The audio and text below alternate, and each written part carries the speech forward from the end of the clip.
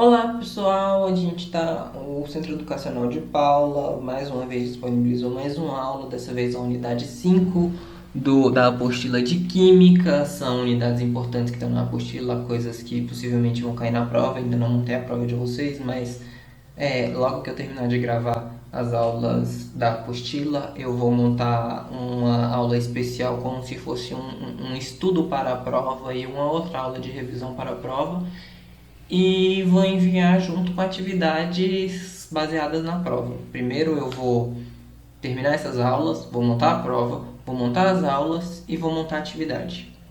Ok? Dessa vez a gente vai aprender a entender a diferença entre massa atômica, molecular e molar e calcular a massa das substâncias, correto?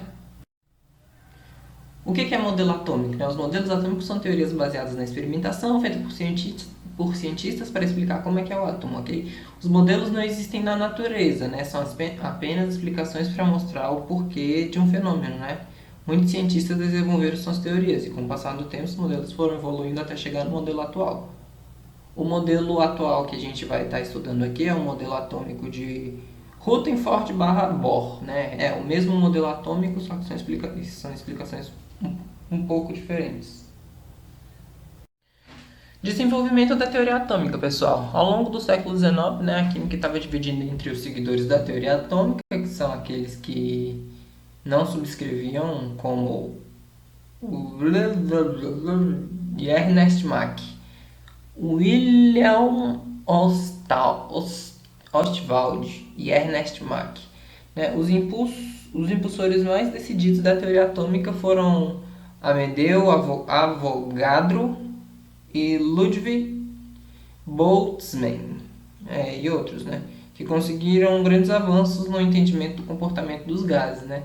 A disputa foi finalizada com a explicação do efeito browniano por Albert Einstein em 1905 e pelos experimentos de Jean Perrin a respeito. Então foi aí que o modelo atômico começou a ganhar mais ênfase, né? Mais ou menos depois de Einstein, que Einstein acreditava nessa ideia, pessoal. Muito antes que a disputa tivesse sido resolvida, né, muitos pesquisadores tinham trabalhado sobre hipóteses atômicas, né? Svante Arrhenius, né, tinha pesquisado a estrutura interna dos átomos, propondo que é a teoria da ionização, né? O seu trabalho foi seguido por Rutherford, né, e que abriu as portas do desenvolvimento dos primeiros modelos de átomos que desembarcariam no modelo atômico de Bohr. Bom, o modelo atômico de Rutherford era muito parecido com o do Bohr. O do Bohr ele só complementou o modelo atômico do Rutherford, pessoal. Na atualidade, o estudo da estrutura do átomo, né, considera-se um ramo da física e não da química, que foi o que eu falei quando a gente vai mexer no núcleo do átomo. Não é mais química, é física. Mas a gente precisa ter uma ideia do que é o átomo na química. Por quê? Porque a gente estuda as ligações feitas por esses átomos, as ligações feitas pelos elétrons desse átomo, pessoal. Aqui a gente tem o modelo atômico de Thomson, né, que ele achava que era uma esfera maciça indivisível, que ele tinha uma carga positiva, enquanto tinham várias cargas negativas sobre ela que anulava a carga total do átomo. Já no modelo atômico de Rutherford, ele, como a gente falou na primeira aula, ele bombardeou uma folha de ouro com energia de polônio, com energia radioativa, com radiação de polônio, né? Era radiação alfa, não era raio-x igual eu falei. Bom, a diferença básica da radiação alfa é que a radiação alfa é um pouco maior do que o raio-x, mas enfim, isso não vem ao caso agora. Ele bombardeou a folha de ouro com radiação e essa radiação atravessava a folha de ouro. No que ela atravessava a folha de ouro, ele falou: bom, precisa ter um espaço vazio para que esse átomo, essa partícula de radiação alfa aqui, essa partícula de radiação, ela consiga atravessar. Aí foi assim que ele determinou que os elétrons eles não estavam dentro do átomo e sim circundando do lado de fora. Já o modelo atômico de Bohr, ele falava assim, Rutherford estava certo, beleza, mas existe outra coisa. Todos esses elétrons que eles estão rodeando o átomo, eles têm níveis de energia. E se eu excitar um elétron, se eu energizar um elétron, ele consegue emitir uma energia através de como se fosse luz.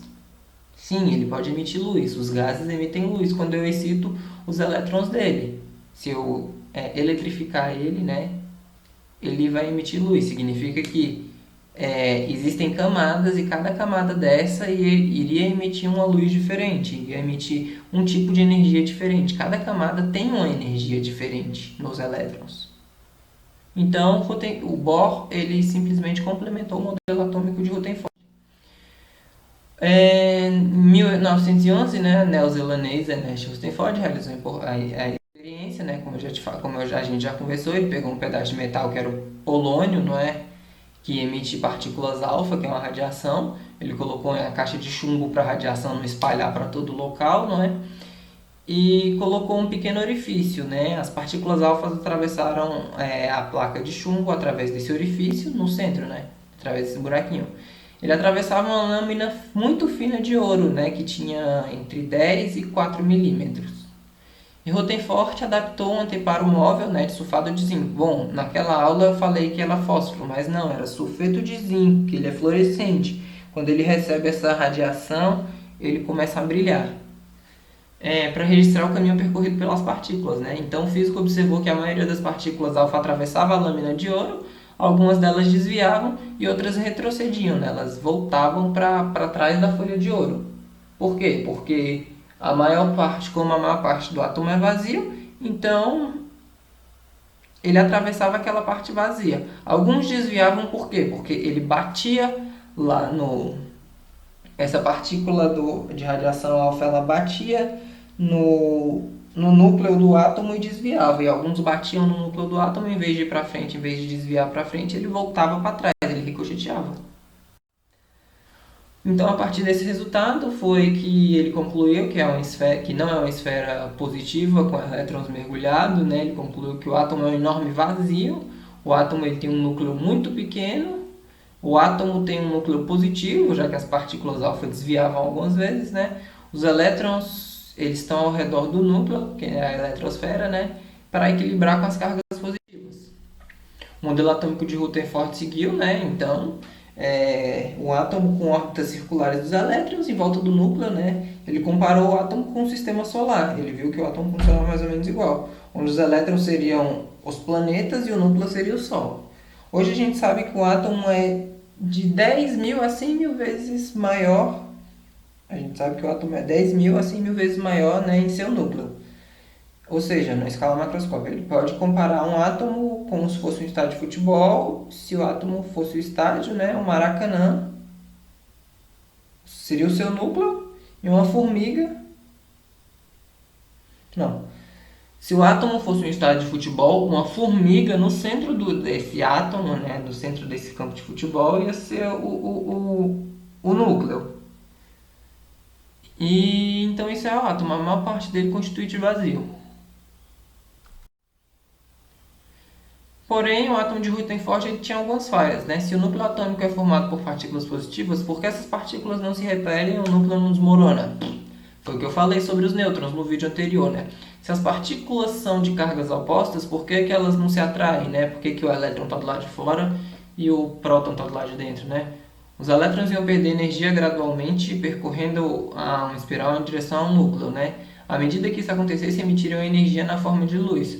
Mas como os elétrons ficam em movimento ao redor do núcleo, mas como os elétrons ficam em movimento ao redor do núcleo sem que os átomos entrem em colapso?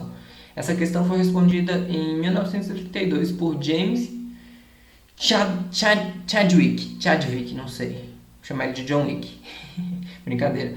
James Chadwick, né? Ele observou que o núcleo do berílio, né, Be, que era radioativo, ele emitia uma partícula sem carga, né, mas com a massa igual a dos prótons. Ele chamou essa partícula de nêutron. Então surgiu então uma partícula subatômica. O nêutron ele é pouco maior, né? A massa dele é um pouco maior do que a do próton. Mas enfim, então eles descobriram que esse nêutron ele estava também no centro do átomo. Essa radiação é a radiação beta, a radiação onde perde um nêutron, viu pessoal? Agora sabemos que no núcleo do átomo há prótons e nêutrons, e na eletrosfera há elétrons. Então, então estabeleceu-se a seguinte relação, né? Partícula P, ela tem massa 1. A carga elétrica dela é 1. Quantos nêutrons ela tem? Ela tem um nêutron. Qual a carga elétrica dela? Zero. A carga elétrica do nêutron é zero, né? E a do elétron? A do elétron, a massa dela é 1 sobre 1836, né? E a carga elétrica dela é menos 1. Quer dizer, significa que a massa do próton é uma unidade, a massa do nêutron é uma unidade e a massa do elétron é essa mesma unidade do próton dividido por quase 2.000, né?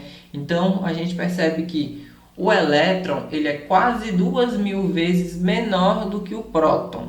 Se o átomo fosse o Maracanã, por exemplo, o núcleo dele fosse uma formiga, por exemplo, um átomo do hidrogênio, o núcleo dele fosse uma formiga lá no centro, isso significa que o elétron dele, né, ia ser essa formiga dividida em 2.000 vezes, né, 1836 vezes. E isso seria o tamanho do elétron. Se o próton ele já é muito pequeno, o elétron é menor ainda, pessoal. O modelo de Bohr, né, um físico dinamarquês, Niels Bohr, ele tentava dar continuidade ao trabalho feito por Rutherford, né, para explicar os erros do modelo anterior. Então, Bohr sugeriu que o átomo possui energia quantizada, né? Cada elétron só pode ter determinada quantidade de energia, por isso ela é quantizada. O modelo de Bohr representa os níveis de energia, né? Cada elétron possui sua energia. E ele é comparado às órbitas dos planetas do Sistema Solar, igual a do Rutherford, onde cada elétron possui sua própria órbita com quantidade de energia já determinadas. Aí foi onde ele já começou a falar dos níveis de energia, pessoal. As leis da física clássica, né, não se enquadram no modelo. Quando o elétron salta de um nível menor para um nível mais elevado, ele absorve energia. E quando ele retorna para o nível anterior dele, para o nível menor, para o nível que ele estava, ele emite uma radiação em forma de luz. Então, Bohr organizou os elétrons em camadas ou níveis de energia, né? Cada camada possui um nome e deve ter um número máximo de elétrons. Existem 7 camadas ou níveis, né, de energia ao redor do núcleo, a camada K, L, M, N, O, P, Q. Eu falei isso na primeira aula, a gente está retomando aqui. Eu peguei essas aulas e coloquei lá no primeiro vídeo, por quê? Porque para entender muita coisa a gente precisava entender o átomo. E a gente só está relembrando isso do átomo aqui. Mas isso é muito importante para a química, pessoal. Na verdade, pessoal, essa matéria, ela é a matéria, esse conteúdo é o conteúdo que te faz entender todo o resto da física. A gente tem que entender isso, ou da física não, da química. A gente tem que entender todo esse conteúdo para a gente conseguir entender as ligações químicas. Olha só, aqui está mostrando, né, uma tabela que mostra o nome das camadas, o número quântico delas e o número máximo de elétrons que essa camada pode ter, pessoal. Por exemplo, a camada K, que é a primeira camada, ela tem o número quântico 1, ela é a primeira camada. E ela só pode ter 2 elétrons. Por isso que o hidrogênio e o hélio na tabela periódica eles estão lá em cima. Por quê? Porque o hidrogênio tem um elétron nessa camada, na camada K, e o hélio tem 2 elétrons. A camada L ela tem um número quântico 2, né? A segunda camada. E ele pode ter um número máximo de 8 elétrons. Camada M, o número quântico dela é a terceira camada, o número quântico é 3, né? Ela pode ter 18 elétrons. A camada O, a camada N, né, de navio, ela tem um número quântico de 4, né? Ela é a quarta camada, ela tem 32 elétrons. A camada O ela tem o número quântico 5, também 32. A camada P tem o número quântico 6, 18 elétrons. E a camada Q ela tem o número quântico de 7, que ela pode ter 2 elétrons. Isso é importante, pessoal. O número máximo de elétrons de cada camada é 2, 8, 18, 32, 32, 18, 2. E foram esses números e essas camadas que organizaram mais ou menos como a tabela periódica tá, pessoal. Massa atômica, né? A massa atômica, né, ou mais comumente conhecida como massa do átomo, é dado um isótopo, que é um isótopo, né? Ele é o elemento, também chamado de peso atômico, né? É a massa desse átomo, né, em seu estado fundamental, no seu estado primário, não radioativo, no estado original dela, né? E essa massa é expressa em unidade de massa atômica, como eu falei para vocês no vídeo passado, né? Não é gramas, é unidade de massa atômica, pessoal. Representada pelo símbolo, né, o UMA, né, que é a unidade de massa atômica, ou simplesmente essa letrinha aí, né? Que eu não lembro exatamente o nome dessa letra, mas vamos utilizar o uma. Explicação, né? Pela definição, né? Essa letrinha, né? Unidade de massa atômica, né? A gente sabe que essa letrinha é a massa comparada com 1/12 da massa do carbono 12. Como a massa atômica é expressa em U, uma, né? Ela indica quantas vezes a massa do átomo é maior do que 1/12, né? Que é a massa do carbono 12. A massa atômica de um dado isótopo de flúor é 19 uma, né? Isso significa que o isótopo em questão é 19 vezes mais pesado que 1/2, né? Que é a massa do carbono 12. Atualmente o termo peso atômico ele tem que ser evitado. Aqui são alguns elementos, né? O carbono ele tem 6 prótons e 6 elétrons, né? Então ele tem 2 elétrons na primeira camada e 4 na segunda, totalizando 6 elétrons. O hidrogênio ele tem um elétron na última camada dele. O nitrogênio, que tem 7 elétrons, ele tem 2 na primeira camada e 5 na segunda. O oxigênio ele tem 2 e 6. A massa atômica de um elemento químico, né, em referência a um certo elemento químico. A massa atômica, também chamada de massa atômica média, que é o peso atômico ou o peso atômico médio, é a massa atômica média de todos os isótopos do elemento químico, também expressas como uma, né? Uma maneira matemática para a obtenção da massa média do elemento químico é embutir nos cálculos a frequência relativa dos isótopos do elemento, né, como mostrado no exemplo abaixo. Esse símbolo aí que parece a letra L significa somatória, pessoal. Significa que você está somando tudo aquilo.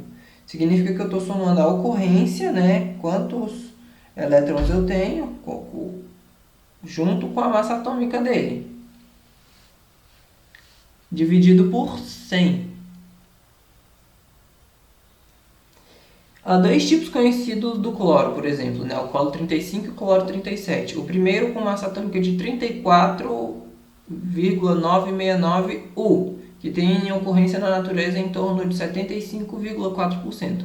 Enquanto o outro isótopo é o mesmo material de massas diferentes, significa que o núcleo dele está diferente, né? Tem uma massa de 36,9666 U, que tem uma ocorrência de 24,6%. Onde a massa atômica dele, né, do elemento, onde é a massa atômica do elemento químico.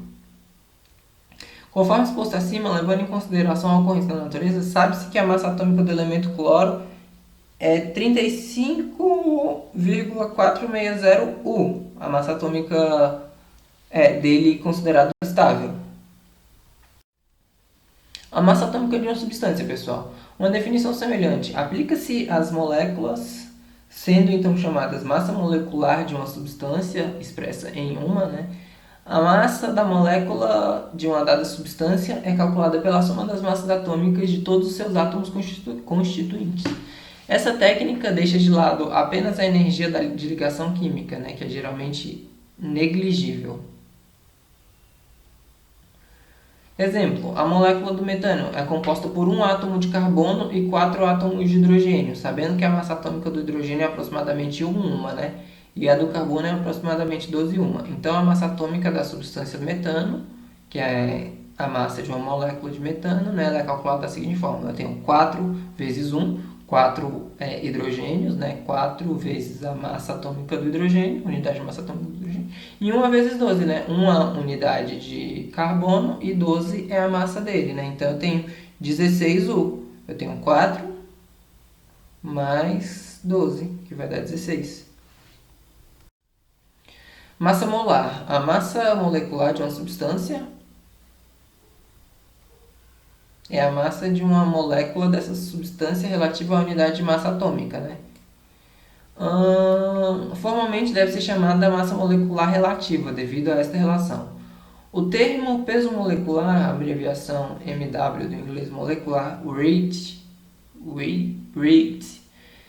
é também usado para designar essa propriedade, né? Embora tenda a cair em desuso, né? O cálculo da massa molecular, pessoal.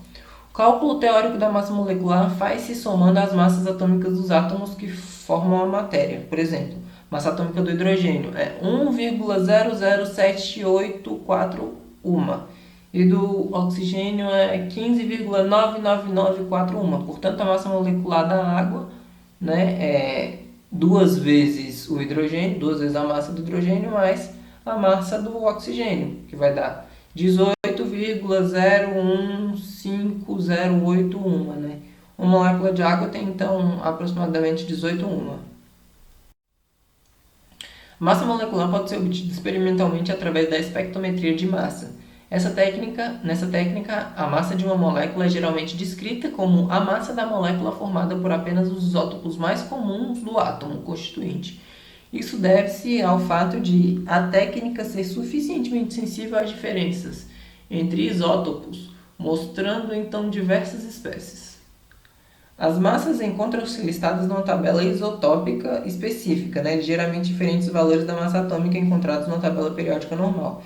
Isso não se aplica a moléculas maiores, como proteínas, em que, usada a massa molecular média, ou seja, com a contribuição dos diferentes isótopos, pois a probabilidade de encontrar diferentes isótopos do mesmo átomo aumenta com maior número de átomos da molécula. Relação entre massa molecular e massa molar, A massa molar ela corresponde à massa de 1 mol de partículas, que sejam elas moléculas, átomos, elétrons, entre outras, Sendo assim, a massa molar calcula-se como o produto entre a massa molecular e o número de Avogadro. O número de Avogadro corresponde ao número de partículas, Nesse caso, as moléculas existentes em 1 mol da substância, na prática. Na prática, o cálculo da massa molar de uma substância molecular é feita da mesma forma que o cálculo da massa molecular. Assim sendo, o valor numérico é o mesmo, mas a unidade passa a ser em gramas por mol, Tomando novamente o exemplo da água, A gente tem aqui, a água, eu tenho em gramas por mol, ok. Ao invés de eu calcular só em gramas, eu calculo em gramas por mol. Em vez de eu calcular em uma, eu calculo em gramas por mol, pessoal. E como eu sei quanto de água eu tenho? Eu coloco quantos mol de água eu estou calculando. Depois a gente vai falar sobre mol. Bem aqui a gente vai falar sobre mol, 1 mol de água pesa então 18,01508 gramas, Ou mais formalmente 18,0158 gramas de massa. Observação: a quantidade de partículas que existem em 1 mol de qualquer tipo de matéria definido por Amadeu Avogadro é indicada por 1 mol, pessoal, é igual a 6,02 vezes 10 a 23, Quando trabalhamos com mol, é a mesma coisa, O primeiro dado que vem de cabeça são as 6 vezes 10 elevado a 23 unidades. Aqui a gente vai começar a calcular, pessoal. A massa de 1 mol de partículas, ela é a massa de 6 vezes 10 elevado a 23 partículas. A massa molar dos átomos é a massa encontrada na tabela periódica acompanhada da unidade grama. Na tabela periódica temos a massa 23. Sódio, Na na tabela periódica tem a massa 23, A massa do sódio na tabela periódica é 23 gramas por mol. Então a massa molar do sódio é 23 gramas de sódio, é a massa de 6 vezes 10 elevado a 23 átomos de sódio. Então 1 mol de sódio é igual a 23 gramas de sódio, pessoal, que é igual a 6 vezes 10 elevado a 23 átomos de sódio. Cálcio na tabela periódica, a gente tem uma massa de 40, pessoal. Então, a gente tem 40 gramas por mol. Então, 40 gramas é a massa de 6 vezes 10 elevado a 23 átomos de cálcio. Então, 1 mol de cálcio ela é igual a 40 gramas, que é igual a 6 vezes 10 elevado a 23 átomos de cálcio. Ok, então, isso aqui são exemplos de, por exemplo, o ouro. 1 mol de ouro tem 235 gramas de ouro, não, de urânio. Para determinar a massa molar das moléculas, temos que multiplicar o índice referente a cada elemento pela sua massa molar. E depois dessa operação, com todos os elementos, a massa molar da molécula é a somatória desses valores. Então, por exemplo, na tabela periódica a gente tem que o hidrogênio é igual a 1, o oxigênio é igual a 16 gramas, né, por mol. Então, o que eu tenho? A massa molar da água é de 18 gramas. 18 gramas por mol. Então, se eu tenho 18 gramas de água, significa que eu tenho 6 vezes 10 elevado a 23 moléculas de água, né? 1 mol de água é igual a 18 gramas, que é igual a 6 vezes 10 a 23 moléculas de água, né? E aqui ele está dando mais alguns exemplos. Ele deu o exemplo do ácido sulfúrico, H2SO4, e ele só está dando esses exemplos. Mais exemplos, né? O cálcio, o fósforo, o oxigênio.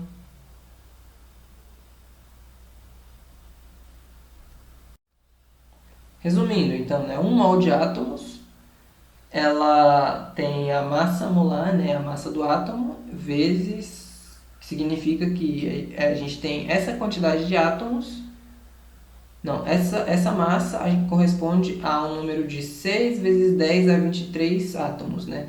E se eu tenho essa quantidade de moléculas, corresponde a 6 vezes 10 elevado a 23 moléculas. Aqui são alguns exemplos, pessoal. São exemplos de exercício, né? Resolvido. Continuação do exemplo de exercício resolvido. E aqui são as atividades. Como eu falei, eu não vou responder essas atividades agora. E o meu contato com o professor, pessoal. Caso alguma coisa não tenha ficado muito clara, ou caso vocês queiram tirar dúvidas. E como diz o Gaguinho, isso é tudo, pessoal.